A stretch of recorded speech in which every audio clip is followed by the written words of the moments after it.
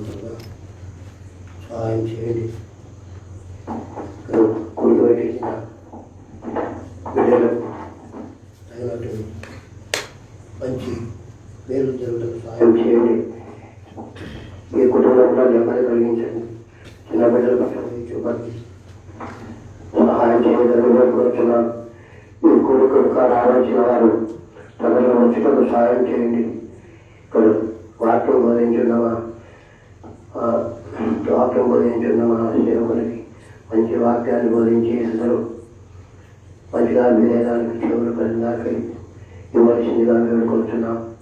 సహాయం చేయదని ఈ కోరికలు ఎంతో వాళ్ళు ఎంతో ఇష్టంగా ఈ కోరిక మేలు జరగడం పెట్టుకున్నాను. ప్రభావ వచ్చిన బిడ్డలంతా ఈ కోరికను ఆచరించి ఇంటికి మేలు జరగడం సహాయపడమని యేసుక్రీస్తునామమున స్తుతించి ప్రార్థించి అది వేడుకొనుచున్నాము తండ్రి. పాటలు పాడేవారు రండి బ్రదర్స్.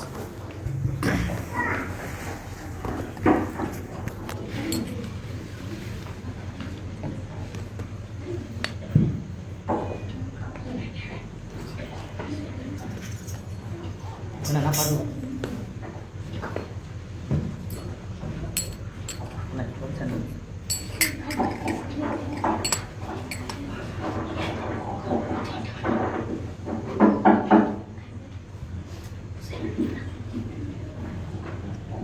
పాట సంఖ్య పాత పాటల బుక్కుల్లో 352.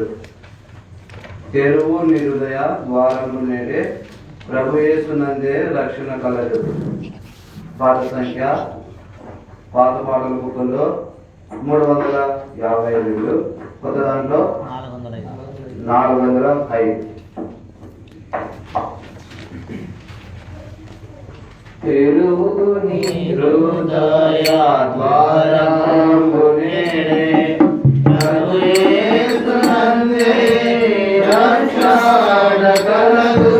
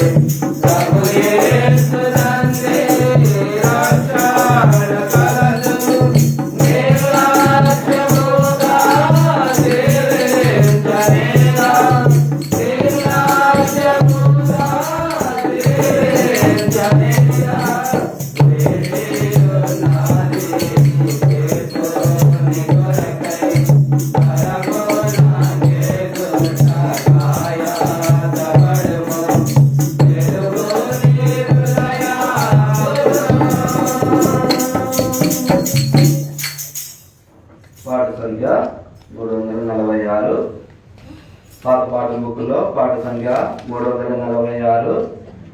చూడుము ఈ క్షణమే కల్వారిని ప్రేమ ప్రభువునికై నిలిచిండెను.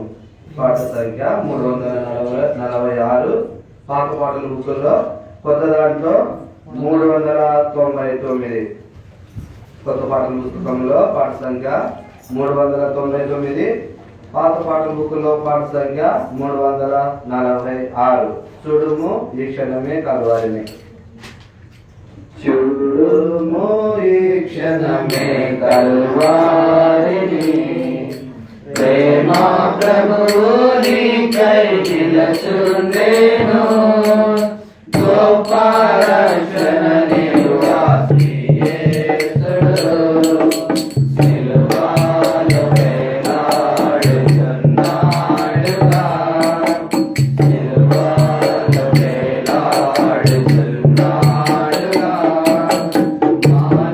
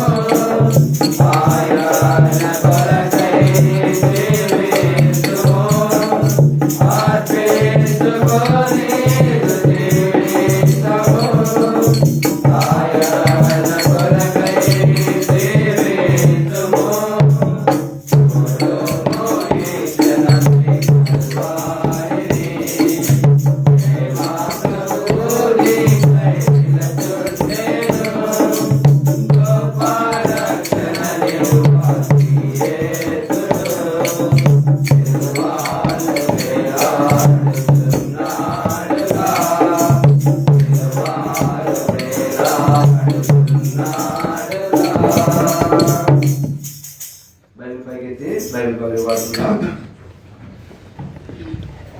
ఈ బైబిల్ తేనెగూడు బైబిల్ పైకి కోసం పడుతున్నాం. ఈ బైబిల్ తేనెగూడు, ఈ బైబిల్ రుచి మధురము, ఈ బైబిల్ తేనెగూడు, ఈ బైబిల్ రుచి మధురము. తేనె కంటే తీపి చుట్టి తేనె ధారలు, బంగారం మేలిమి బంగారం. తేనె కంటే తీపి చుట్టి తేనె ధారలు, బంగారం మేలిమి బంగారం. ఈ బైబిల్ తేనెగూడు, ఈ బైబిల్ రుచి మధురము, ఈ బైబిల్ తేనెగూడు, ఈ బైబిల్ రుచి మధురము. దేవుని వాక్యం విందాం.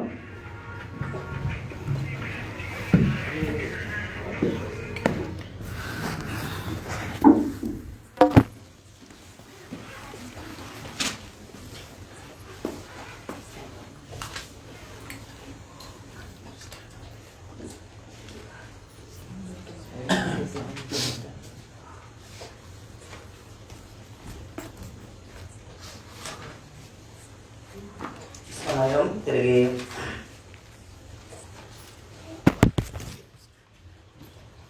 ప్రభు మనకు అనుగ్రహించిన గొప్ప సమయం. ఎందుకంటే చాలా మంది భక్తులు మన యొక్క కలయికనే ఈ యొక్క 2021 సంవత్సరము చూడలేకపోతూ వచ్చినారు. అయితే ప్రభు కృప తిరిగి వినొచ్చున్న వారము, ఇక్కడ కూర్చున్న వారము, నిలవబడిన ప్రభు యొక్క దాసుడన అయోగ్యుడన అయినప్పటికీ ప్రభు చెప్పిన కృపను బట్టి నిలవబడిన నా జీవితంలో కూడా ప్రభు చేస్తూ వచ్చిన మేలును బట్టి కేవలము ఇక్కడ నీవు నేను సమకూర్చబడి ప్రభువుని గురించి కొంత తెలుసుకోవడం కొరకై తిరిగి ప్రభు అవకాశం ఇస్తూ వచ్చినాడు. మనం అనుకుంటాం 2021 సంవత్సరము నేను చాలా సంగతులు చేయాలి కదా. అనేక మందిలో ఉన్న అది ప్రభువు నమ్మినప్పటికీ ప్రభువును ఎరగనటువంటి అన్యజనులకు అందరికీ కూడా ఈ మాటలు అనేకులకు అనిపిస్తూ ఉంటుంది. అలా 2020 సంవత్సరం అంతా కూడా చాలా దుఃఖముతోనూ చాలా వేంద్రముతోనూ ఆర్థికంగా చాలా ఇబ్బందులు పడి నేను జీవిస్తూ వచ్చినాను. అయితే బహుశా యొక్క 2021 సంవత్సరము నేను ఆర్థికంగా కొంత అభివృద్ధి పరచబడాలి, అలాగే నా యొక్క కుటుంబ క్షేమం కొరకై నేను ప్రయాసపడాలి అని అనుకుంటూ ఉంటే ప్రభు నీతో నాతో మాట్లాడుతూ ఉన్నాడు. ప్రభు యొక్క జవాబు ఏంటో చూద్దాం రండి. యాకోబు పత్రిక, యాకోబు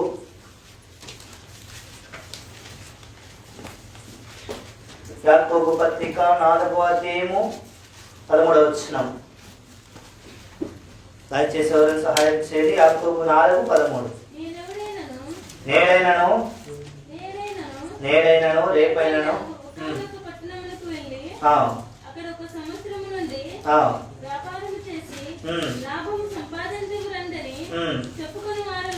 వాళ్ళారా రేపేమి సంభవించునో మీకు తెలియదు. మీ జీవం ఏపాటిది కనబడి రైట్. ప్రభు మనతో మాట్లాడినట్టు మా గురించి ప్రభు చూద్దాం. మా ప్రియ తండ్రి స్తోత్రములు మీరైన బట్టి ప్రభు ఈ ప్రాంతంలో తిరిగి సువార్త మీటింగ్ కలిగి ఉండటం కొరకై మరి ఇచ్చిన అవకాశమును బట్టి స్తోత్రములు. దేవా ఎవరి జీవితం రక్షింపబడటం కొరకై ఎక్కడున్నాను బయట ఉన్నాను ప్రభా ఎవరు నిత్య జీవంలోనికి రావడం కొరకై మీరు ఈ కుటుంబం ఏర్పాటు చేస్తూ వచ్చినారు. ఆ ప్రజల యొక్క మనసును తాకబడే మాటలు మీరు రాస్తున్నాయి నా నోట్లో ఉంచండి. మీ ప్రజల సమయం వ్యర్థం లేకుండా తండ్రి ప్రభా రక్షణకి కొంతమంది రాగలుట కొరకై అయోధ్య దాసుని వాడుకోనండి. కరుణించి కొంత అనుగ్రహించండి. చదవబడిన మాటలు చొప్పున మీరు నాతో మాట్లాడమని ఏ ఒక్కరు కార్యక్రమంతో వెలగొట్టు మా తండ్రి అందరూ కూడా సమృద్ధిగా ఆత్మ సంగతులు గ్రహించడం మీరు సహాయం చేయండి. వినే చెవిని గ్రహించే మనసును ఆచరణలో పెట్టే హృదయం వారికి దయచేయి. పిల్లలు అల్లరి చేయకుండా, దగ్గర అటు ఇటు తిరగకుండా, నిర్లక్ష్యం ఉండకుండా ఇక్కడ ఉన్నవారిని, బయట ఉన్న వారిని, నిలవబడిన దాసుని సమస్తం ఈ ప్రాంతం అంతటిని మీరు జ్ఞాపకం ఉంచుకోమని, ప్రత్యేకించి కరెంటు మైక్ సిస్టమ్ కూడా మీ స్వాధీనంలో ఉంచుకోమని, మనం చేస్తూ త్వరగా రాబోయే స్తుతిస్తున్నాము, స్తుతించి ప్రార్థించి అడిగి బ్రతిమాలు వేడుచున్నాం తండ్రి.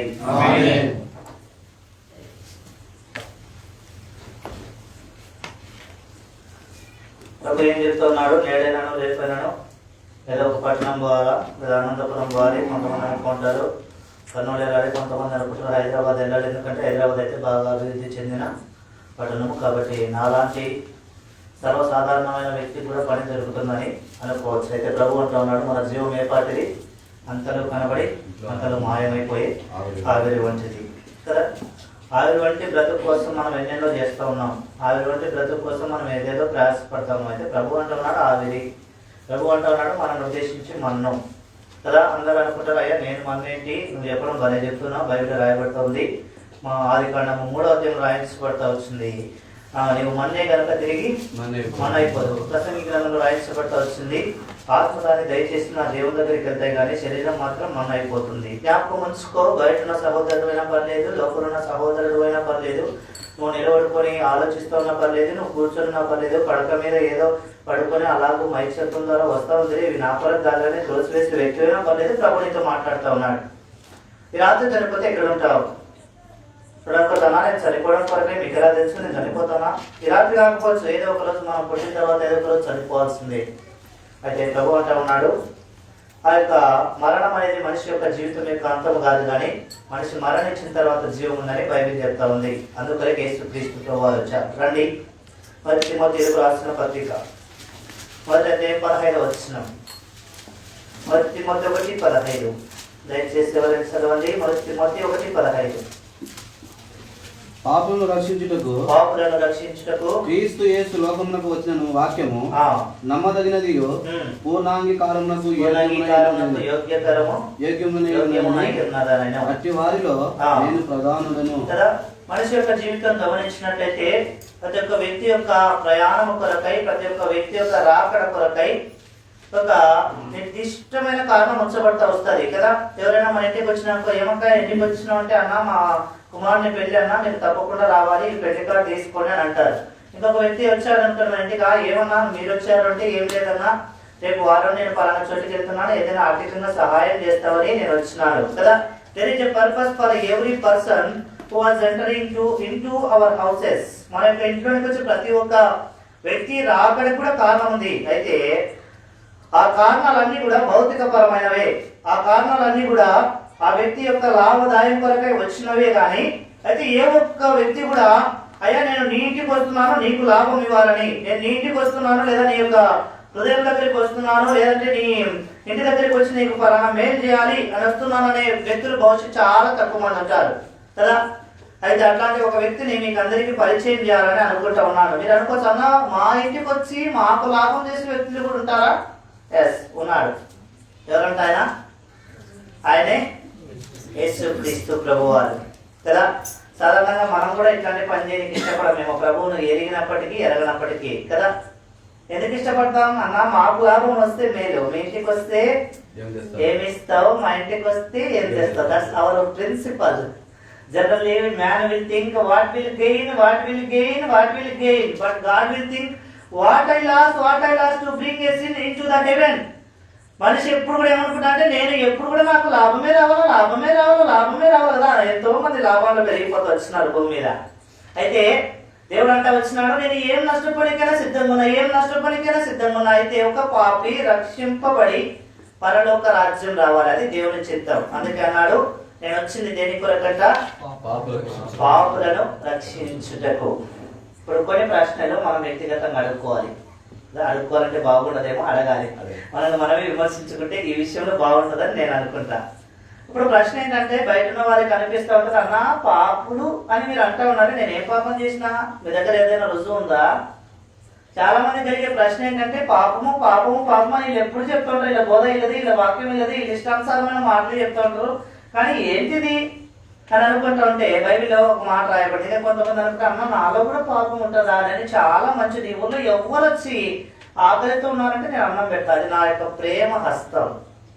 ఇంకా ఏంటి అన్న, ఎవరైనా నా దగ్గరికి చలికి వచ్చినాడు అనుకో, మా ఇంట్లో ఆశ్రయం ఇస్తా. అంత ప్రేమ ఉందన్న నాకు. మరి నేనెట్లా పాపిని, నేనెట్లా పాపపు జీవితంలో జీవిస్తూ ఉన్నాను అంటే ప్రభు అంటూ ఉన్నాడు. రండి, రోమీయులకు రాసిన పత్రిక 3:23 వచ్చినాం. రోమా 3:23. ఏ భేదమును లేదు, ఏ భేదమును లేదు, అందరూ పాపం చేసి దేవుడు అనుగ్రహించు మహిమను పొందలేకపోతున్నా. ఇది ప్రభు చెప్పే మాట, నేను చెప్పే మాట కాదు. కొంతమంది అనుకుంటారు అన్న మీ గ్రంథాల్లో అలాగ రాస్తున్నారేమో, కానీ బైబిల్ గురించి దేవుడు పరిచయం చేసిన మాట ఏంటంటే ఇది జీవము గల వాక్యము కదా. దేవుడు పరిచయం చేసిన మాట ఎలా మనం అనుకోవచ్చు ఏంటి, ఇది వాళ్ళకి మాత్రమే, ఇది ఫలానా వ్యక్తులకి, లేదంటే ఇది ఫలానా సహోదరుడికి, ఫలానా సహోదరికి మాత్రమే మనం అనుకుంటాం. అయితే దేవుడు అంటున్నాడు ఈ వాక్యము నీ కొరకే, ఈ వాక్యము నీ కోసమే, ఈ మాటలు నీ కోసమే, నువ్వు వినాలని నీ కోసమే దేవుడు పంపిస్తూ వచ్చినాడు. ఇప్పుడు ప్రశ్న ఏంటంటే నేను ఎందుకు వినాలా? ఇవన్నీ ప్రాక్టికల్ స్పీచ్ అనమాట. ఇవి మనకు తెలీదు. మనకంతా ఏంటంటే ఈరోజు స్వార్థ మీటింగ్ అన్నారు కదా, ఇంకా పరలోక రాజ్యం గురించి చెప్తారు, లేదంటే ఏసై చనిపోయినాడు పాపను రక్షించడం కొరకు వచ్చినాడని చెప్పి ముగిస్తారు అనుకుంటారు. కానీ ప్రజలు ఏం గ్రహించాలంట?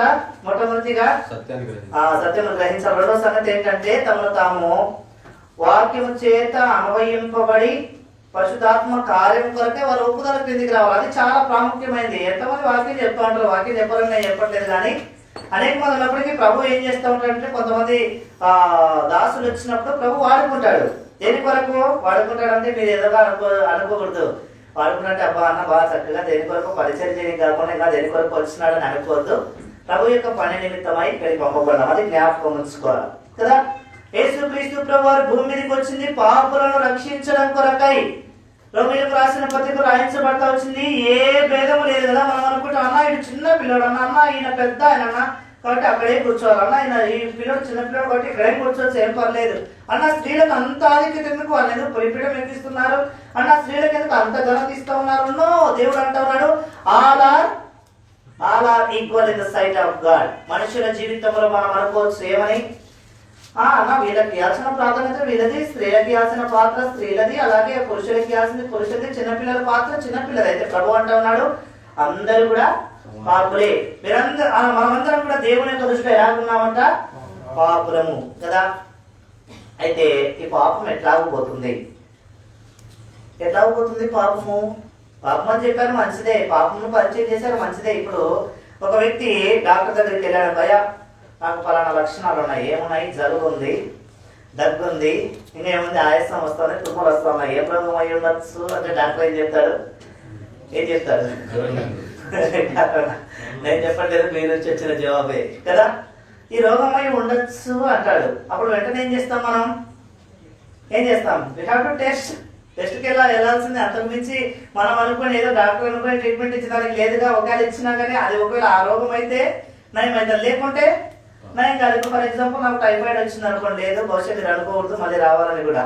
కాబట్టి ఇప్పుడు నాకు టైఫాయిడ్ లేదు, అలాంటి లక్షణాలు ఉన్నాయి, డాక్టర్ కనిపించింది, అదే నాకు చాలా టైఫాయిడ్ ఫీవర్ ఉన్నట్టుంది, 103 ఉన్నట్టు ఖచ్చితంగా తలనొప్పితో స్టార్ట్ అయింది కదా, ఇది ఖచ్చితంగా టైఫాయిడ్ ఫీవరే.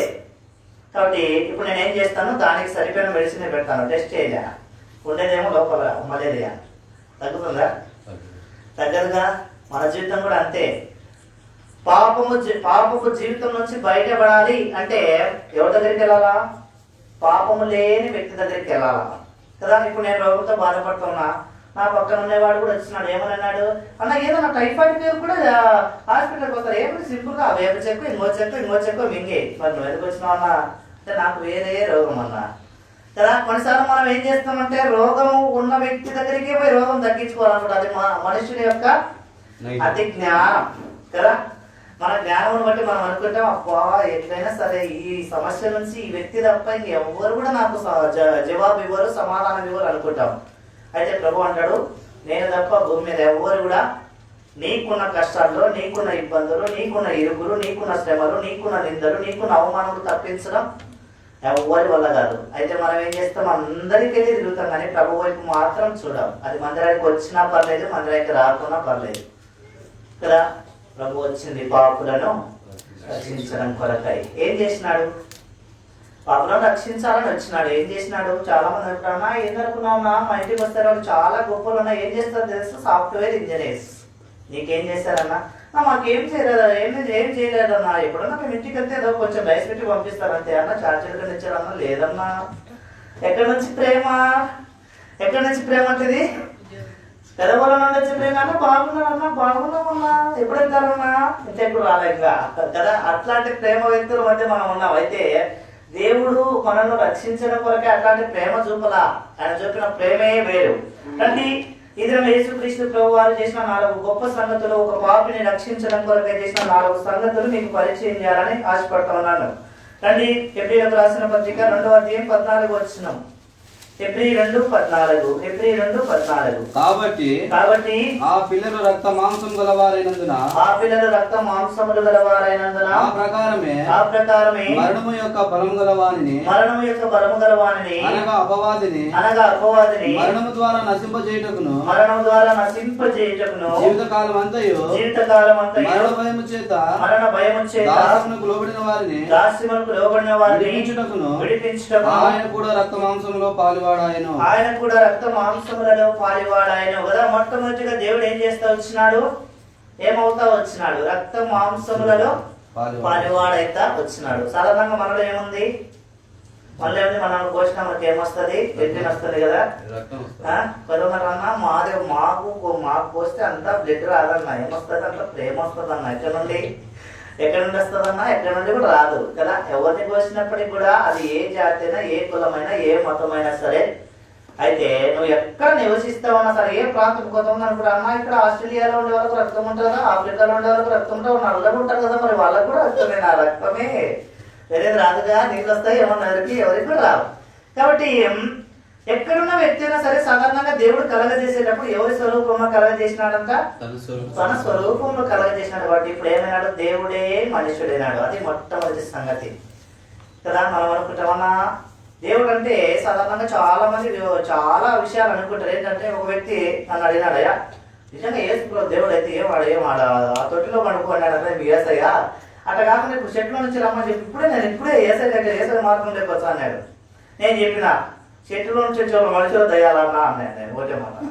ఎవరు వస్తారు? చెట్టు వెళ్ళగా అనుకోని, లేదంటే ఆ పైన పొదల్లో నుంచి పట్టుకుంటే భయమే. రాత్రి కూడా ఒంటరిగా వదులుంటే అబ్బో ఎంత భయమో. కొంతమంది అయితే కనుక మా దగ్గర కొంతమంది రక్షింపబడిన వాళ్ళు ఉన్నారు. వాళ్ళకు ఎక్కువ నైట్ డ్యూటీస్ వస్తాయి.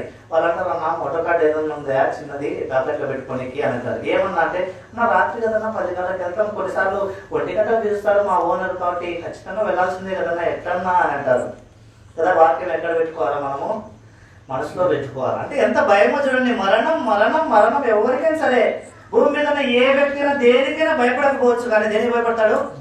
ఖచ్చితంగా కదా. కరోనా వైరస్ వచ్చింది, చచ్చిపోతానంటే అక్కడ కూడా బయటకు రాలా. ఎవరు వచ్చినారా? ఎవరో కొంతమంది మాత్రం బయటకు వచ్చినారు, అందరు రాలా. ఇప్పుడు తిరిగినట్టు అంత బాగా తిరిగితే బహుశా ఎవరు లేకుండా పోయేవాళ్ళేమో కదా.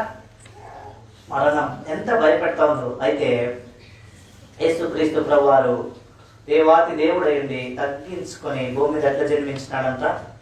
మనిషి రూపములో కదా. మనిషిలాగా ఒక కన్ను కదా, ఒక కన్నేనా, 2 కళ్ళు, 2 చెవులు, ఒక ముక్కు, ఒక నోరు, ఇంకేంటి అలా మనిషి రాకుంటాడో అదే స్వరూపంలో యేసుక్రీస్తు ప్రభువారు జన్మిస్తూ వచ్చినారు. ఇప్పుడు కొంతమంది అంటారు, అన్న యేసుక్రీస్తు ప్రభువారు అలా జన్మిస్తే మరి ఆయన స్వరూపం ఏంటన్నా? మేము చూసే పటాల్లో వేరుగా ఉంటది. పటాలు ఎవరు గీసినారు? మానవుడు గీసినారు. అయితే ఒక ప్రాంతం అంట. ఆ ప్రాంతము ఇది వాస్తవంగా జరిగింది. మీరు కావాలంటే ఎక్కడైనా నెట్లో సెర్చ్ చేసుకోవచ్చు. ఎందుకంటే నేను ఏదైనా మాట్లాడుతున్నా దాని వెనకాల కొంత ఆలోచించే మాట్లాడతా. కాబట్టి అదొక ప్రాంతం అంటే ఆ ప్రాంతంలో ఆ రాజు ఏ దేశం మీదకి యుద్ధం అయినా కానీ ఎప్పుడు ఓడిపోతానే ఉన్నాడంట. ఎప్పుడు ఓడిపోతా ఉంటే ఏమైనా అంటే, అరే ఇది కాదు కానీ నేను తపస్సు చేసి గెలుచా. ఏం చేయాలనుకున్నాడు? తపస్సు. మనం కూడా అంతే కదా. చాలా కష్టం వచ్చింది, ఆర్థికంగా అన్ని ఇబ్బందుల్లో పడిపోయినాం. అది ప్రభువు ఎరిగినా ఎరక్కపోయినా ఇప్పుడు ఏం చేస్తాం? పక్కన వాళ్ళకి అడిగిపోదాం చిన్నగా, లేదంటే ఇవన్నీ వద్దు కానీ సన్యాసి జీవితం మేలు. ఆకు తింటే ఎవరు అడగరు కదా, భూ తినేవాళ్ళు అడగరు, ఏం కొత్త గుడ్డలు కట్టుకోలేదు పండక్కని అడగరు. కాబట్టి ఈ బ్రతుకు చాలా బాగుంటుంది నాకు అని చాలా మంది మనసులో మెదులుతూ ఉంటాయి ఈ ప్రశ్నలు, ఇలాంటి సంగతులు కదా.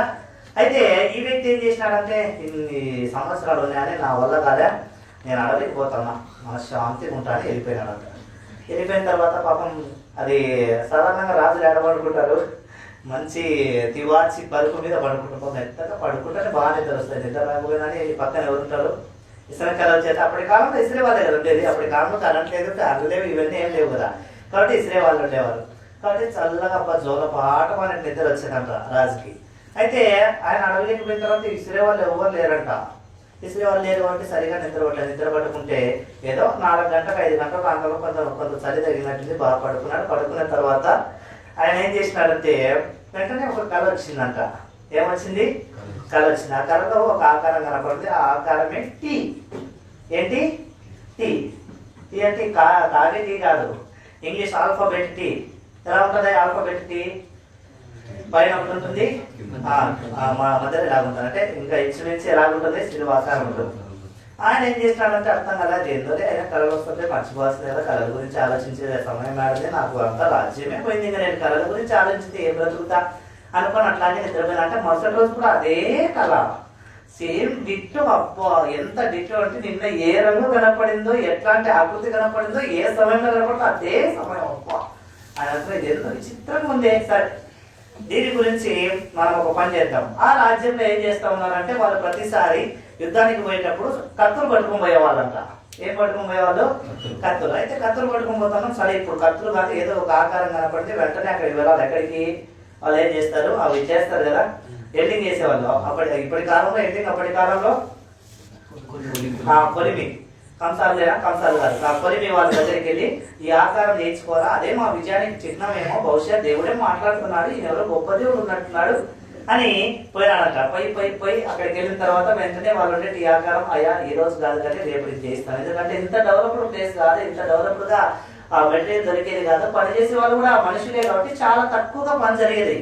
కాబట్టి అప్పుడు ఏం చేసినాడంటే మరుసటి రోజు ఏదో పోవాలన్న ఉద్దేశంతో వెళ్ళాడంట. వెళ్ళిన తర్వాత పక్క రాజ్యం కూడా వచ్చినాడంట. 10,000 మంది వెంట పెట్టుకొని వచ్చింది, ఈయన 2,000 మందితో జయించినాడంట. అబ్బా ఇదేదో బాగుంది, ఇన్ని రోజులు నేను కత్తులు పట్టుకున్నా, ఈతలు పట్టుకున్నా, మా వాళ్ళందరూ చచ్చిపోయింది, కానీ ఈ రోజు ఏంటి 2,000 మందితో జయించినాము, ఇదేందో బాగుంది. కానీ దీని చరిత్ర తెలుసుకోవాలని అక్కడే ఒక సేవ చేసే ఒక పాస్టర్ దగ్గరికి వెళ్ళాడంట. ఆయన దగ్గరికి వెళ్ళి ఇదేంటి, ఇదేదో బాగుంది, ఇదేదో నాకు శిలువాకారం అని చాలా మంది అంటా ఉన్నారు, మీకు ఏమైనా తెలిస్తే దాని గురించి చెప్పండి అని అంట.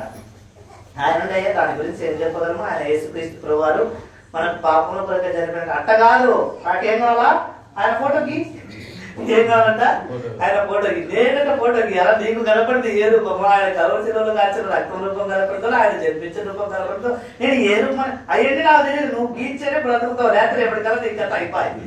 అబ్బా ఇప్పుడు వచ్చింది పాస్టర్ కోపం, అయ్యో ఇదేంటి ప్రభువా, ఇదేంటి సిలువ నన్ను చంపుతా ఉందేంటి, ఈరోజు ఖచ్చితంగా ఎప్పుడైతే చనిపోతానని ఆయన ఏం చేస్తూ వచ్చినారంటే కొంతమంది అక్కడ మంచి మంచి పెయింటర్స్ ను పిలుచుకొని వచ్చి కొన్ని ఆకారాలు గీయించినారు. ఎగ్జాక్ట్ గా ఆయన చెప్పిన పోలికలతో ఏదైతే ఆకృతి సరిపోయిందో ఆ ఆకృతి పక్కన ఆడబెట్టేసి మిగిలినట్టే తీసుకొని వెళ్ళాడు. ఆ ఆకృతి ఈరోజు మనం నెట్ లో చూసిందైనా లేదంటే మన ఎదుటిగా పెట్టుకొని కొంతమంది అబ్బా ఏసై ఉన్నాడు ఈ రూమ్లో కదా అని అనుకుంటాను. అయితే అట్లాంటి వ్యక్తి కాదు ఆయన. ఎవరంటాం? ఉదయకాలం చూస్తూ వచ్చిన యెషయా గ్రంథం 2 వచ్చినాం. ఆయన నివసించే ప్రదేశం వేరు, మన లాంటి ప్రదేశం కాదు కదా. మనం ఎక్కడ ఉంటాం, కొన్నిసార్లు మురికి వాడల్లో ఉండాలా, కొన్నిసార్లు సిమెంట్ రోడ్లలో ఉండాలి, కొన్నిసార్లు మట్టి రోడ్లలో ఉండాలి. ఆయన పరిశుద్ధుడైన దేవుడు కదా. చాలా మంది ఏంటి మీ దేవుని యొక్క గొప్పతనం అంటే మొదటిగా ఆయన పరిశుద్ధుడు కదా. ఎట్లాంటి పరిశుద్ధుడు అంటే భూమి మీద ఇప్పటి వరకు ఇంచుమించు 2021 సంవత్సరం మనము చాలా డెవలప్ అయితే వచ్చినాం. ఈ సమయంలో కూడా ఒక వ్యక్తి స్త్రీని కలవకుండా పుట్టిన మనుషులు ఎవరైనా ఉన్నారంటే యేసుక్రీస్తు ప్రభువారు ఒక్కరే. అది పరిశుద్ధాత్మ యొక్క కార్యము. ఈ రోజు కూడా ఎవరు కనుక్కోలే, అయ్యా ఎలాగైనా స్త్రీ ఒక్కతే ఉంటుంది, కానీ ఎందుకు మనిషి ఎప్పుడు చాలా మంది వివాహం చేసుకున్నారు, ఎప్పుడు కొట్లాడుతున్నా వారికి నెమ్మది లేదు, నేను ఒంటరి ఉంటా, నాకు పిల్లలు కూడా నీకు ఏదైనా చేయాలంటే అయ్యా ఇట్ ఈస్ ఇంపాసిబుల్. అయితే దేవునికి ఏంటంటే ఆల్ థింగ్స్ ఆర్ పాసిబుల్. దేవునికి అన్ని సాధ్యమే అంటున్నాడు. యెహోవాకు అసాధ్యమైంది ఏదైనా కలదా, నమ్ముడు నీ వల్ల అయితే నమ్మువానికి సమస్తం సాధ్యమే. దేవుడు మొట్టమొదటిగా ఆయన ఉన్న లక్షణం ఏంటంటే పరిశుద్ధుడు. ఆయన ఎందుకు భూమి మీదకి అంతగా తగ్గించుకొని వచ్చినాడు? మొట్టమొదటిగా మనం చూస్తూ వచ్చినట్లయితే ఆయన ఏం చేయాలనుకున్నట్ట ఇప్పుడు గమనించండి. ఇప్పుడు ఒక చిన్న కుక్క పిల్లను లేదా పిల్లి పిల్లను మన ఇంట్లో సాదుకుంటా ఉన్నాం. అదేం చేస్తుంది? ఉదయం అయితేనే అరుస్తుంది. ఎందుకు అరుస్తుందో తెలియదు కదా. మధ్యాహ్నం మీద అరుస్తుంది. ఎందుకు అరుస్తుందో తెలియదు. సాయంత్రం మీద అరుస్తుంది. ఎందుకు అరుస్తుందో తెలియదు. ఎందుకు మనకు అర్థం కావడం లేదు దాని భాష. ఎందుకు అర్థం కాదు?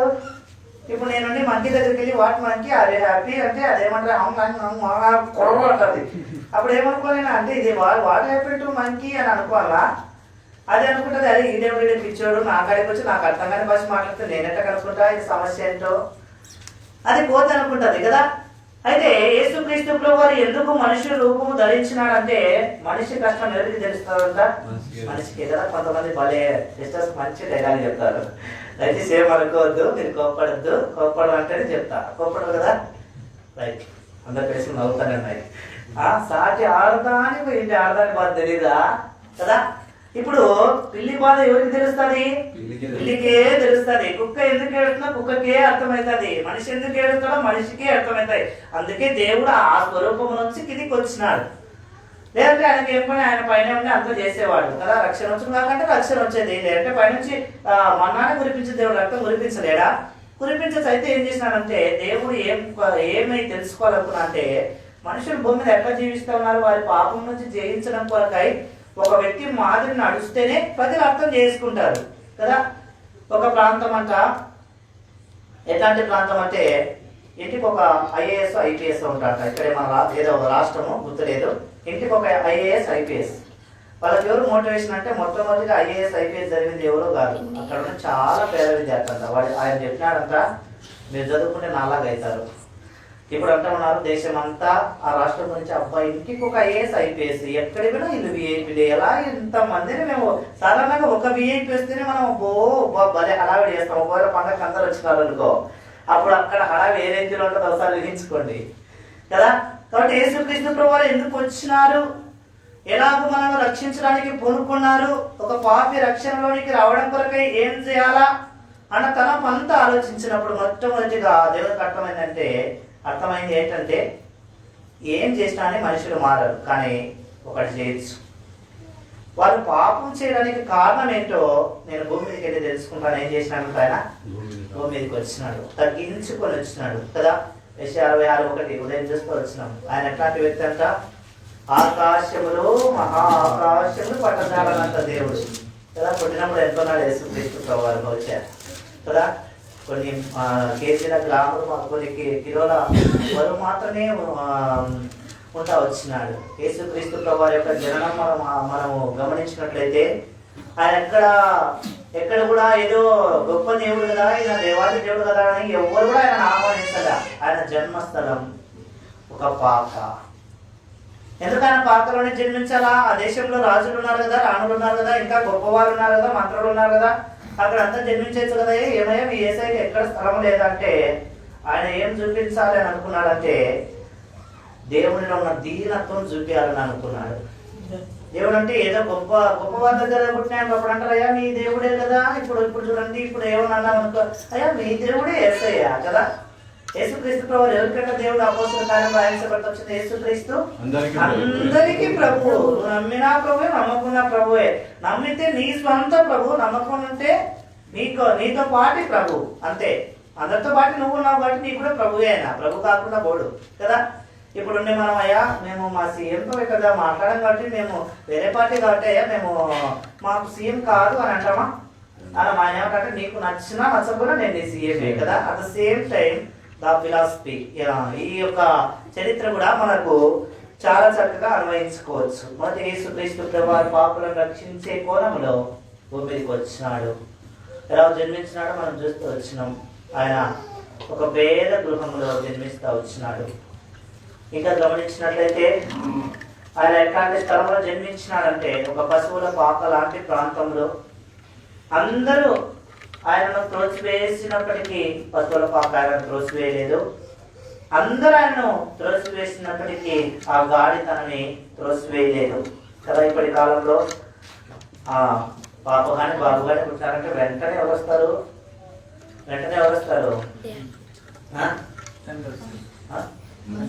మధురు వస్తారు, ఇంకా తండ్రి వస్తారు, ఇంకా ముందు ఎవరు వస్తారా? డాక్టర్లు వస్తారు.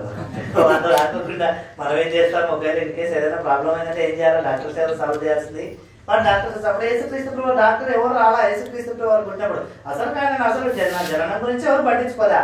కానీ జన్మించిన తర్వాత అందరికీ తెలిసింది, మీ కొరకు రక్షకుడు ఉదయించి ఉన్నాడు బెత్లెహేము ప్రాంతంలో కదా. దేవాది దేవుడు తగ్గించుకున్నాడు కదా. మనకు చూస్తే ఎక్కడ చూసినా సరే మన మాటల్లో, మన చూపుల్లో కదా, కొన్నిసార్లు చూపుల్లో కూడా నేను అనుకుంటే ఇది ఇప్పుడు బైబిల్లో రాయబడినాయి కదా, ఇంతకు చూపుల్లో కూడా నాకు చూపుల్లో కూడా గర్వమే కొంతమంది చెప్పాల్సి వస్తారు. ఏదనుకున్నా నా కథ కదా. అలాంటి గర్వ చూపులు అయితే దేవాది దేవుడు ఎంత తగ్గించుకున్నాడో. నేను ఆ మాట చదివినప్పుడు ప్రభు ఇంతకు చెప్పాను, ఆ జీవితం అయితే పరలోకం వెళ్తుందో లేదా అనుకుంటాం. కారణం ఏంటంటే అంత తగ్గించుకున్నాను ప్రభు. నేను తగ్గించుకోగల కొన్నిసార్లు ఎంత తగ్గించుకున్నాం అనుకున్నా ఎక్కడో ఉంటుంది కదా ప్రభు అని అనుకుంటా కదా. అయితే దేవుడు మాత్రం ఏం చేయాలి?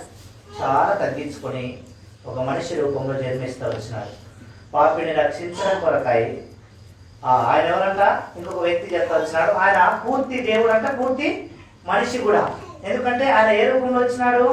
మనిషి రూపంలో వచ్చినాడు. కాబట్టి ఇప్పుడు మనకు అర్థమవుతుంది ఆయన ప్రేమ ఏంటో. ఒకవేళ దేవుని రూపంలో వచ్చింటే, ఆత్మ రూపంలో వచ్చింటే, లేకపోతే సూర్యులాగా వెలుగుతూ వచ్చింటే అయ్యో ఇదేంటో భూతమని పరిగెత్తే వాళ్ళం. కాబట్టి ఇప్పుడు దేవుడు మొట్టమొదటిగా ఏమైనాడు? మన కొరకు, మన పాపంలో నుంచి మనలను రక్షించిన కొరకై దేవుడు మనుష్యుడైనాడు. కానీ రెండో సంగతి చూద్దాం.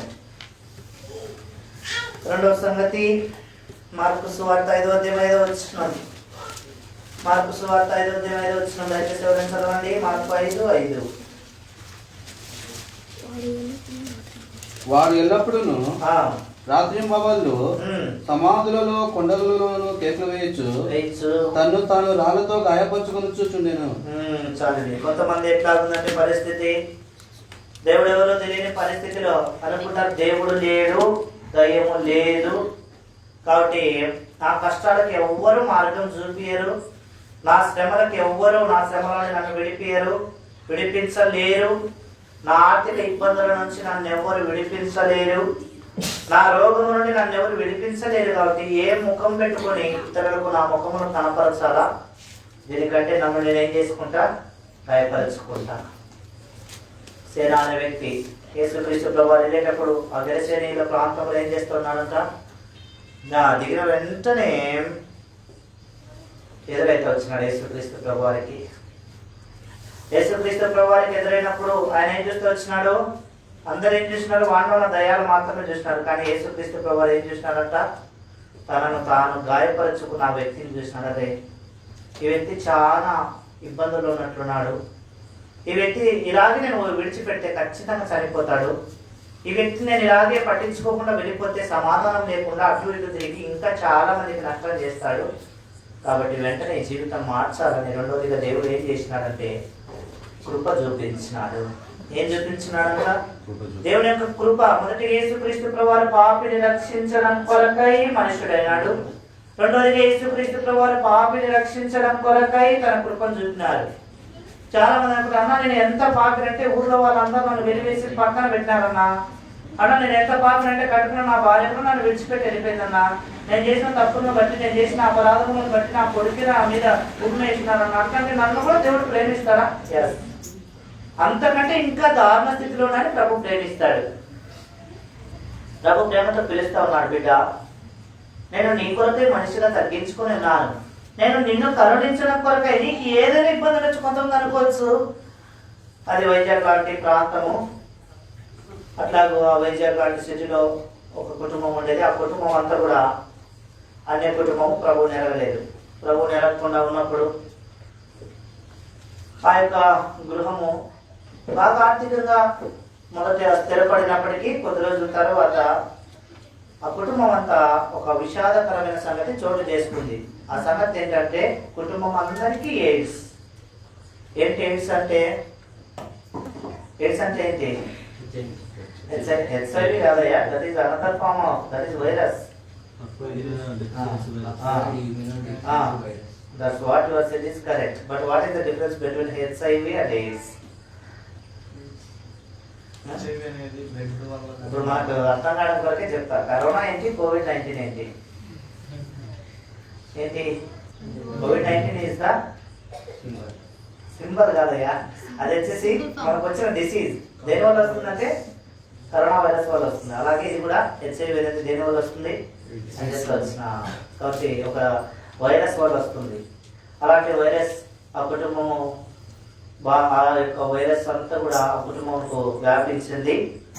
ప్రతిరోజు కూడా వారికి రాత్రి కూడా నిద్ర ఉండేది కాదు. ఇంకా గమనించాలంటే నేను కూడా దేవుని కృపను బట్టి ప్రభు నన్ను సేవకు పిలిచక మునుపు నేను ఒక పోలీస్ స్టేషన్లో పనిచేస్తూ ఉన్నాను. అప్పుడు చూసిన ఆ వ్యక్తి యొక్క బాధ ఏంటో నా కనులారా. రాత్రిలో కూడా డ్యూటీ చేసినప్పుడు ఆ వ్యక్తి బాధ చూస్తే అబ్బో ఇంకా రాత్రి పడుకున్నాడు కాదు, వచ్చి సార్ ఏదైనా డైట్లో తినక ఏదైనా ట్యాబ్లెట్ తెచ్చిస్తారా అని అడిగేవాడు. అప్పుడు చాలాసార్లు బాధపడేవాడు, ఏంటి ప్రభు ఇంత ఇబ్బందికరమైన పరిస్థితి. అప్పటికి ఇంకా సరిగా రక్షింపబడినా కానీ సరిగా ఆత్మీయంగా ఎదగలేదు కాబట్టి స్వార్థ చెప్పలేకపోయాం. వచ్చి ఇట్లాంటి తరఫున గోసారిస్తే ఖచ్చితంగా ఆ వ్యక్తి కొరకు ప్రార్థన చేసి ఉండేవాడినేమో కదా.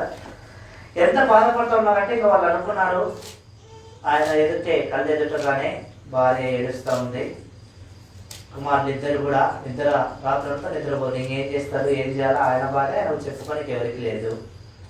అలాగే భార్య కూడా ఏం చేయలేదు, పిల్లలు కూడా ఏం చేయలేరు, ముగ్గురు కలిసి ఏడుస్తున్నారు. ఈ బాధ అంతా చూడలేక ఆ వ్యక్తి సూసైడ్ చేసుకోవాలనుకున్నాడు. ఎందుకు ఎవరు కూడా నా రోగంలో బాగుపరచలేదు, బట్ నేను చచ్చిపోతాను అనుకున్నాడు. అదే సందర్భంలో అలాంటి ఒక యవనస్తుడు ప్రభు చేత ఏర్పరచబడిన దాసుడు ఒక వ్యక్తికి దేవుడు దర్శనం ఇచ్చినట్టయ్యా, నువ్వు ఫలానా విశాఖ ప్రాంతంలో ఫలానా బ్రిడ్జి దగ్గరికి వెళ్ళిదో ఫలానా వ్యక్తి చనిపోతున్నాడు, నువ్వు అతనితో మాట్లాడు. ఇప్పుడు నేను అనుకున్నాడు, ఏంటి ప్రభు చనిపోవడం ఏంటి, నేనేం చేయాలి అక్కడికి వెళ్ళి. సరే నువ్వు నేను మాట్లాడతాను ఏం చెప్పాల్సిందని. సరే వెళ్ళాడు. ఈ వ్యక్తి ధైర్యం చేయలేక ఇంకా అటు ఇటు తిరుగుతాను అన్నాడు పాస్టర్ వచ్చేదాకా. అప్పటిదాకా ఏమి అదే చోట ఎంచుకోవాలన్నా చావనికి కూడా చోట అవసరం పనులు కనుకుంటారన్నా. ఈ టైంలో చనిపోతే కనుక స్వర్గమే అన్నా. మరి మిగిలిన సమయాలు చనిపోయిన అన్న వాళ్ళంతా ఎక్కడికి వెళ్తారంటేనా అక్కడికి వెళ్తారు. నా వేరేది ఉంది, అది చాలా భయంకరం అంట కదా, నరకం అంట. నా నరకంలోకి పోతాను. కానీ ఈ సమయం ఎగ్జాక్ట్ 8 రాత్రి 8:19 ఇక్కడ నుంచి తిరిగి ఒక్కటేసారి చనిపోయిన వాళ్ళందరూ స్వర్గానికి పోయినారంటున్నా. ఏమన్నా నీకు ఎట్లా తెలుసు అన్నాక నేను కూడా పోయి రావాలనుకుంటున్నాను, అందుకే తెలుసుకున్నా కదా. అయితే అట్లాంటి సిచ్యువేషన్ కాదు, చాలా అంత ఎట్లంటే అంత సాయంకాలం ఇంకా మనకు తెలుసు కదా సముద్రం అంటే ఎట్లుంటారు, అందరూ కూడా పిల్లలు ఆ ఫ్యామిలీస్ అంతా బాగా ఎంజాయ్ చేస్తూ ఉంటారు. బీచ్ అంటే బాగా అందరికి ఇష్టమే కదా. ఎవరికైనా సరే అర్థం సంవత్సరం అని అంటారు, ఎవరు అంటారు, అందరూ అబ్బా మేము ఇదారా అనుకుంటాం. అయితే ఈయన ఏం చేస్తామంటే ఈదనికి రాలేదు, ఆ ప్రకృతిని ఆస్వాదించడానికి రాలేదు, కానీ తన జీవితం ఇంకా ముగించడానికి ఇష్టపడి సాయంత్రం తీర్మానం చేసుకుని ఎవరికి చెప్పకుండా ఇంట్లో నుంచి బయటకు వచ్చినాడు.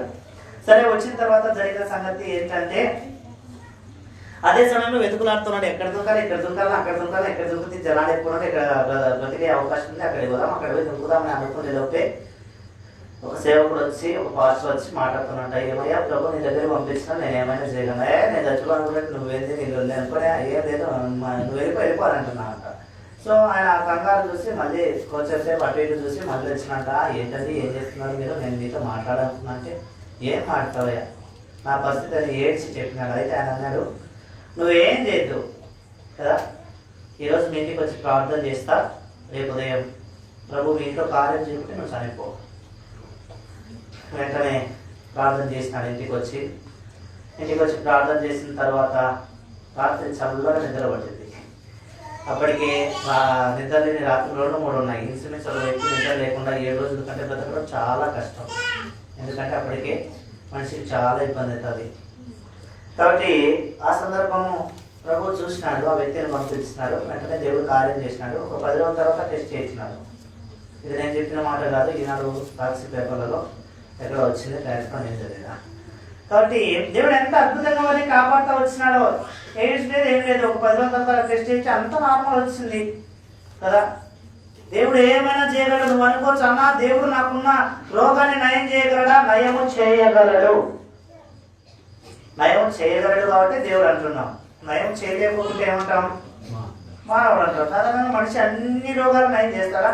ఒక వ్యక్తి ఎవరైనా నా ముందర ఏమన్నా ఏమైందంటే వేరే బ్రదర్ని హాస్పిటల్ తీసుకుని మాటలు తగ్గినకు, బాగా వచ్చిన వ్యక్తికి ఏమో ఏమీ లేదు, అన్న ఏమైంది అన్నా నీకంటే, అన్న ఏం లేదన్నా ఏదో గుండె కొంచెం నొప్పి ఉన్నట్టుంది టెస్ట్ చేసుకుందామని వచ్చినాం. 35,000 ఇంజక్షన్లు 2 వేసినారు నా కళ్ళ ముందరే. వేసినారు. నువ్వు మా వల్ల తీసుకోమని చెప్పినారు. ఎట్లుంటాయి పరిస్థితి చూడండి.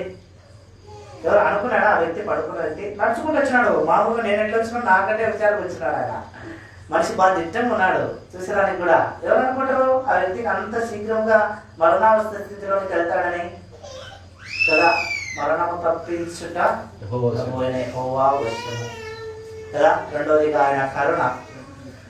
ఈ రాత్రి ప్రభువు నిన్ను నన్ను రక్షించడం కొరకాయి మానవుడిగా రావడంతో పాటు రెండోది కరుణించాలని ప్రభు ఆశపడతా ఉన్నాడు. దేవుని యొక్క కరుణ అంటే చాలా మంది ఏమంతా బాగుంటారు నా దేవుని కృప మీ ప్రార్థనలు బట్టి సాధారణంగా విశ్వాసం అనే మాట ఇదే. అంటే ప్రభువునందు విశ్వాసం ఉంచిన వారి అంటే అందరూ అన్నారు అనుకోండి. మీ ప్రార్థనలు దేవుని కృపను బట్టి ఈరోజు నేను ఈ స్థితిలో ఉన్నానన్నా బాగున్నాను అని చెప్తారు కదా. రెండోదిగా దేవుడు నిన్ను నన్ను కరుణించడం కొరకే భూమి మీదకి వచ్చాను. రండి మూడో సంగతి చూద్దాం. మూడవ సంగతి ఎందుకు యేసుక్రీస్తు ప్రభువు భూమి మీదకి వచ్చినాడు, పాపులను రక్షించే ప్రయత్నంలో ఏం చేసినాడు అని మనం గమనిస్తే 1 పేతురు 2:22. 1 పేతురు పత్రిక 2:22 వచ్చినాం. ఆయన పాపం చేయలేదు, ఆయన పాపము చేయలేదు, ఆయన నోటను ఏ కపటము కనబడలేదు, ఆయన నోటను ఏ కపటం కనబడలేదు, ఆయన దూషింపబడి బదులు దూషింపలేదు, ఆయన శ్రమపరచబడి 24 చదవాలన్నా మనము పాపం విషయమై చనిపోయి నీతి విషయమై జీవించినట్లు ఆయన తానే తన శరీరమందు మన పాపం రాను మీద మూసుకొనేను. ఆయన పొందిన సంగతి యేసుక్రీస్తు ప్రభువు పాపలను రక్షించడం కొరకై చేసిన ఒక గొప్ప క్రియ, ఏ మానవుడు చేయలేని క్రియ కదా. ఏమంటారు ఒక భార్య అంటది, అయ్యా నీవు లేకపోతే నేను బ్రతకలేని ఇంకా చచ్చిపోతా కదా. ఎంత ప్రేమో. ఒక 10 రోజులు నీవు సంపాదించి దేవి యాడినవరా నువ్వు కదా. తిమ్మతంకలు అంట పెళ్ళైన కొత్తలో ఆ గుడి అంటే అనేదంట, ఏముంది ఎక్కడ ఉన్నారని ఇంకా రాలేదే అనేదంట. 2 ఏళ్ళు 3 ఏళ్ళు గడిచిన తర్వాత ఏంటని ఇంకా రావడం లేదన్నా. 5 ఏళ్ళు గడిచిన తర్వాత ఏం తిమ్మతి ఎక్కడున్నావు, ఏమయ్యా ఏమో ఇంటికి రావాను, ఎప్పుడు అక్కడేనా సర్చ్ చేసుకోవడం వెళ్ళిపోవడమేనా, అట్లుంటుంది మన పరిస్థితి కూడా కదా. పెళ్ళైన కొత్తలో మా బాబు ఏది చెప్తే అదేనండి, లేదు కారం అంటే కారమే, చికెన్ అంటే చికెనే, మటన్ అంటే మటనే. 5 ఏళ్ళ తర్వాత అదే మటన్ అంటారా. అట్లాంటి వాళ్ళు చాలా తక్కువ కదా. యేసుక్రీస్తు ప్రభువారు మూడోదిగా భూమి మీదకి ఎందుకు వచ్చినారంటే పాపులను రక్షించడం కొరకై, మన శిక్ష ఆయన భరించడం కొరకై వచ్చినారు. అది ఒక ప్రాంతం.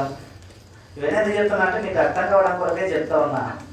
ఇవి రెండోది ఇవన్నీ సంభవించితే ఏదో కల్పించి కథం చెప్తున్నాలే అని అనుకోవద్దు. మీకు కావాలంటే ఎవరైనా అడగండి, లేదంటే మీరు ఆల్రెడీ సెల్ ఫోన్స్ ఉన్నాయి కదా, నేను చెప్పిన 2 విషయాలు కూడా మీకు నెట్లో దొరుకుతాయి. మూడో సంగతి ఏంటంటే యేసుక్రీస్తు నీకు బదులుగా నేను చనిపోయింది ఎంత బాగుండిందో అని చాలా మంది అంటారు కదా.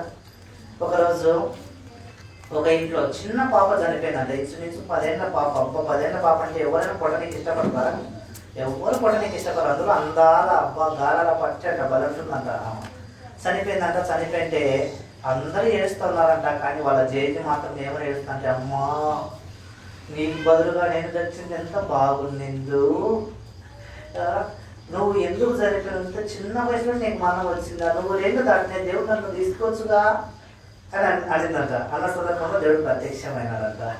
దేవుడు ప్రత్యక్షమై, సర్లేమ్మా పాపం నీ మనవరాల మీద చాలా ప్రేమ ఉంది, నువ్వు వచ్చేయనన్న.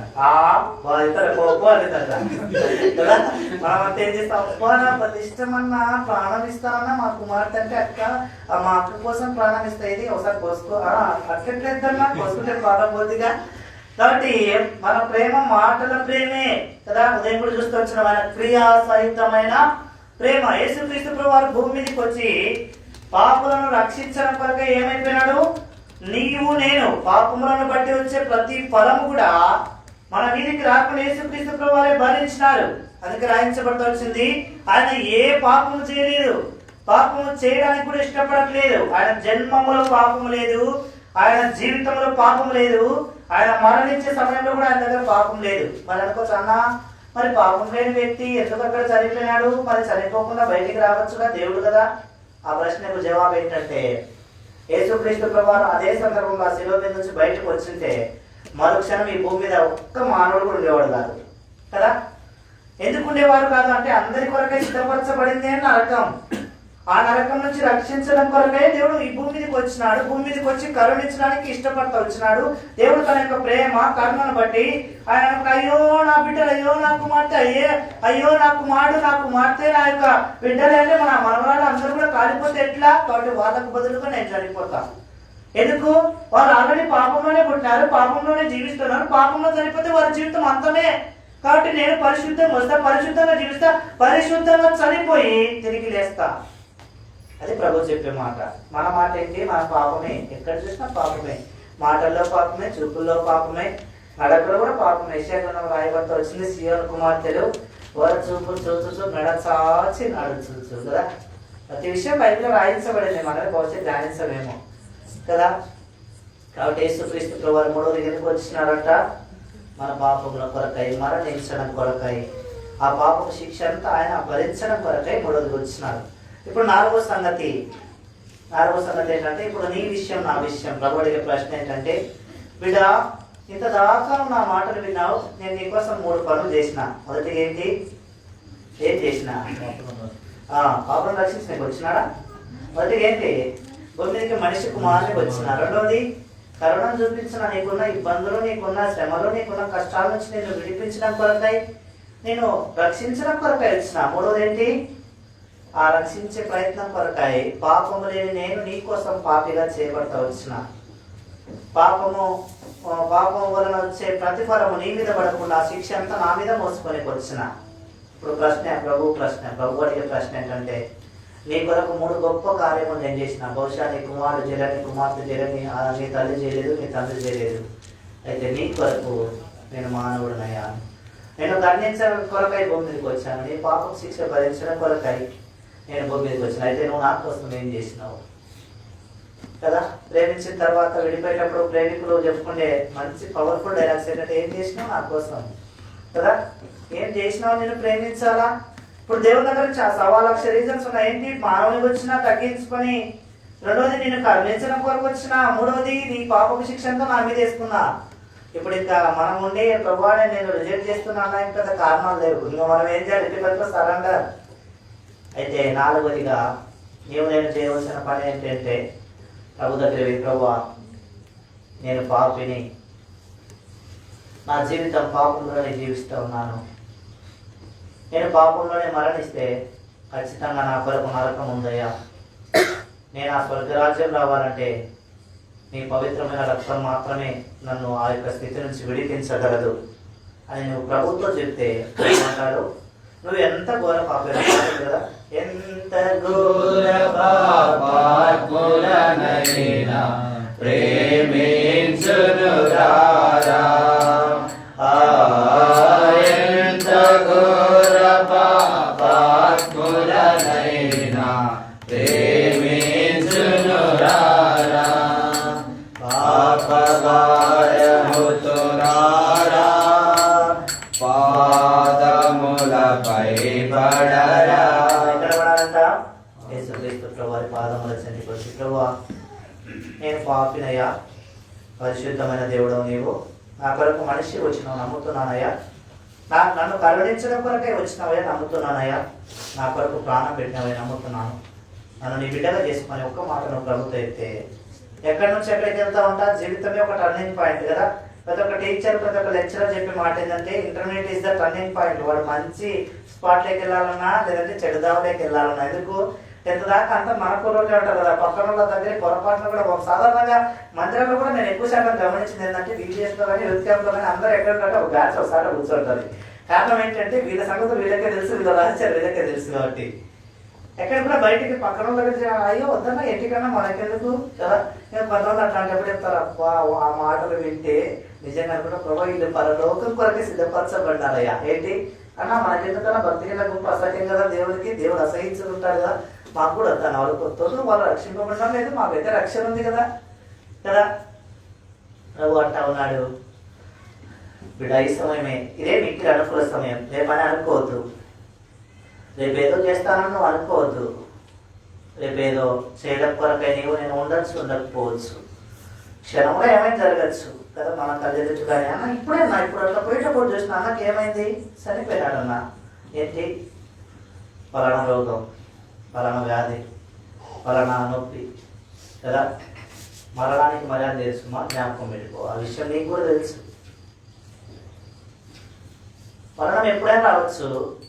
అయితే మరణించిన తర్వాత కొంతమంది అనుకోవచ్చు, అన్న మరణించిన తర్వాత నేను అప్పుడు అడుగుతానన్నా. మరణించిన తర్వాత ఏడ్చి గోంగాలు పెట్టినా కానీ ప్రార్థన దేవుడు విన్నాడు. బ్రతికున్న వారికి ఆయన దేవుడు అంట. ఎప్పుడు బ్రతికు రాయబడితే ఆయన సజీవుల దేవుడు, అబ్రహాము, ఇస్సాకు, యాకోబుల దేవుడు కదా. ఇంకో చోట రాయించబడతా వచ్చింది లూకాసు వార్త 18వ అధ్యాయం అనుకుంటా, 18 లేదా మరి 15లో. అక్కడనే ధనవంతుడు అంటా ఉన్నారు, ఏమని, ప్రభువా ఈ ఒక్కసారి ఏం చేయాలా, లాజరును పంపించి ఒక్క వేలి చిటికన వేస్తే ఏం చేయాలంట, ఒక చుక్క నీటిని నా యొక్క నాలిక మీద వేస్తేనో నా దాహం చేరుతుంది. ఒక చిటికన వేస్తే మహా అంటే ఎన్ని డ్రాప్స్ వస్తాయి, 2 డ్రాప్స్ వస్తాయి అనుకో. అక్కడ ఉన్న వేడికి అవి కనీసం ఆవిరి కావా, అంత నాలెడ్జ్ కూడా లేకుండా ఉన్నాడు దేవుడు ధనవంతుడు. కానీ కింద మాత్రం దొరికి అంత ధనవంతులే. కాబట్టి అట్లాంటి శిక్షను నీవు నేను పొందుకోవద్దని ప్రభు ప్రేమపూర్వకంగా పిలుస్తూ ఉన్నాడు. కుమార్తె ఎంతకాలం నీవు నాకు దూరంగా ఉంటావు కదా. దేవుడి మాటలు దీవించినాడు. మోకరించండి, మోకరించండి. ఒక్క నిమిషం మనం మౌనంగా ఉన్నాం. ఒక నిమిషం మౌనంగా ఉన్నాం. ఇక్కడ ఉన్నావు, బయట ఉన్నావు. నువ్వు మందిరంలోకి వస్తున్నా మాత్రం నువ్వు పర్లోకం పోబిడ్డ జ్ఞాపకం పెట్టుకో. పాపంలో క్షమింపబడితేనే ఆ స్వర్గరాజ్యం దేవుడు ఇస్తాడు, దేవుని బిడ్డగా చేసుకుంటాడు. ఇంటి ముందర పోయే ప్రతి ఒక్క బిడ్డను మనం కుమారుడా అని పిలువముగా, ఇంటి ముందర వెళ్ళే ప్రతి వ్యక్తిని మనం తండ్రి అని పిలువముగా. మరి మందిరానికి వచ్చి మనం పరలోకం వెళ్తాం అనుకోవడం మూర్ఖత్వం కాదా? ఒకసారి పరీక్షించుకున్నాం. ఇది దేవుడు ప్రేమపూర్వకంగా మనకిస్తున్న ఆహ్వానం. 2020 సంవత్సరం వరకు నీ జీవితం ఎట్లా గడిపినావో అది నీకు తెలుసు, ప్రభుకు తెలుసు. నువ్వు ఎంత చెడిపోయినా పర్లేదు, నీ జీవితం అందరికీ అసహ్యాన్ని కలిగించవచ్చు. అయితే దేవుడు అంటున్నాడు, నేను నిన్ను ప్రేమిస్తున్నాను. కుమారుడు నేను ప్రేమిస్తున్నా, కుమార్తె నేను ప్రేమిస్తున్నా. చనిపోవద్దు, నువ్వు ఆత్మహత్య చేసుకుని ప్రయత్నించద్దు. నీకున్న ఇబ్బందులు, నీకున్న కష్టాలన్నింటి నుండి నేను నిన్ను ఒకరోజు విడిపిస్తాను. ఇప్పుడైతే నా దగ్గరికి రా. ప్రభు పిలుస్తున్నాడు. ఏంటి మన జవాబు? ఏం చెప్తావు? ప్రభా, నువ్వు మనిషిగా వచ్చినా, నా ఎడల కరుణను చూపినా, నా కోసం చనిపోయినా నేను నిన్ను ప్రేమించనయ్యా అని కఠినంగా మాట్లాడద్దు. కుదరకి నీకు రా ప్రభా, క్షమించు ప్రభా. రాత్రి కాలం నువ్వు మాట్లాడుతూ వచ్చినావు, గొప్ప దేవుడవు. నన్ను రక్షించడం కొరకై భూమి మీదకి వచ్చినావు మనిషిగా, నన్ను రక్షించడం కొరకై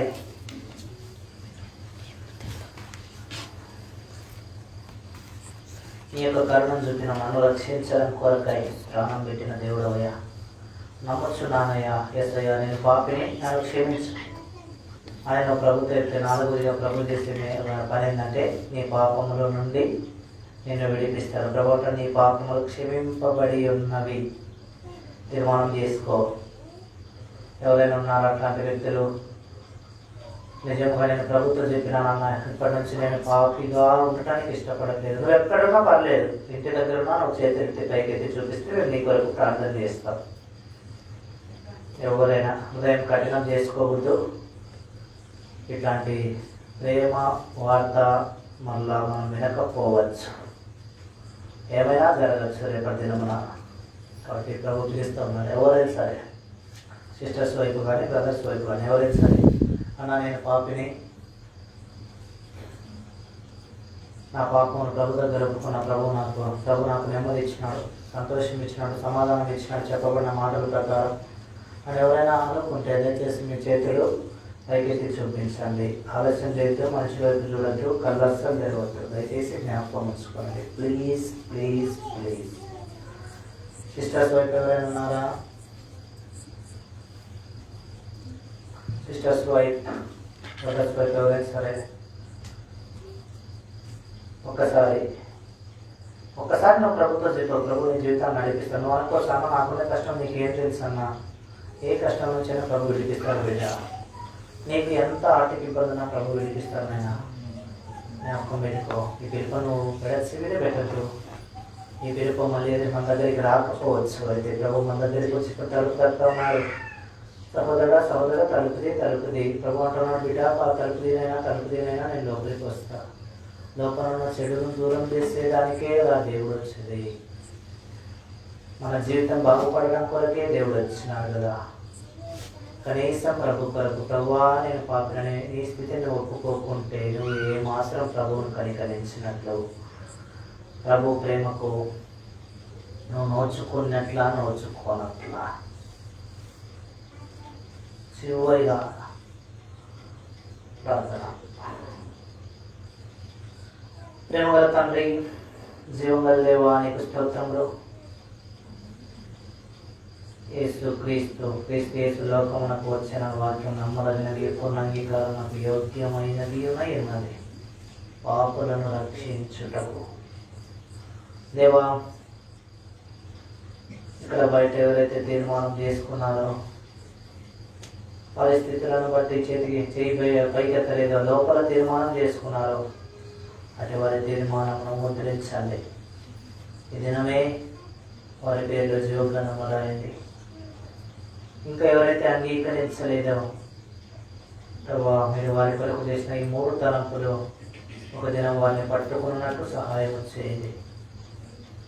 దేవా, మీరు భూమి మీదకి వచ్చినారు. దేవుడు అయిన నీవు తగ్గించుకొని మానవ రూపం ధరించుకున్నాం. తగ్గించుకొని దేవా, మానవ రూపం ధరించుకోవడంతో పాటు పాపపు జీవితంలో ప్రతి వ్యక్తిని కరుణించాలని ఆశపడతా వచ్చినాం. మా తండ్రి, 3వదిగా మా కొరకు మరణించినాం. మీ రక్తం కోరుకున్న ప్రతి వ్యక్తిని 4వదిగా పరిశుద్ధులుగా చేస్తూ వచ్చినాం. పాపం నుంచి విడిపించినవా. అట్లాంటి జీవితం అనేకులు ఈ ప్రాంతంలో పొందుకున్నట్టు మీరు సహాయం చేయండి. ఇంతవరకు మీరు చూపిన కృపకై స్తుతిస్తూ మరి ప్రభా, ఎవరైతే వారి హృదయంలో ఈ దినం తీర్మానం చేస్తున్నారో అటు వారి జీవితం అంతా వరకు మీరు నడిపించండి. ఈ ప్రాంతము ప్రభా మరి కరుణించండి, ప్రాంతంలో రక్షించండి. అట్లా మా తండ్రి ప్రభా, స్థానిక సంఘంలో కూడా జ్ఞాపకం ఉంచుకోండి. అట్లా అక్కడ కుటుంబంలో కూడా జ్ఞాపకం ఉంచుకొని వందనం చెల్లిస్తూ ఇంతవరకు మీరు చెప్పిన ప్రతి విధమైన మేలు బట్టి కృతజ్ఞతాస్తుతి చెల్లిస్తూ ముందున్న సమయంలో దీవెనకరం ఉంచమని యేసుక్రీస్తు నామమున స్తుతించి ప్రార్థించి అడిగి బ్రతిమాలి వేడుచున్నాం తండ్రి. తండ్రి యొక్క కుమారుని యొక్క పరిశుద్ధాత్మ యొక్క అన్యోన్య సహవాసం ఇక్కడ చేరిన మనకున్న సకల పరిశుద్ధులకు ఈ దినం తీర్మానం చేసుకున్న వాటిని ఇప్పుడును ఎల్లప్పుడూ సదాకాలం తోడయ్యును గాక. ఆమేన్.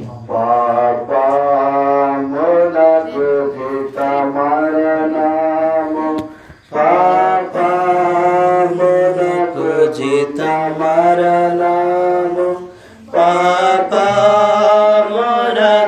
జీత మరణము. ఓ పాపి భయపడవా,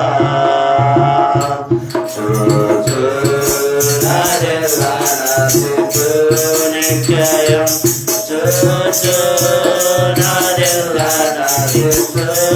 నిశ్చయం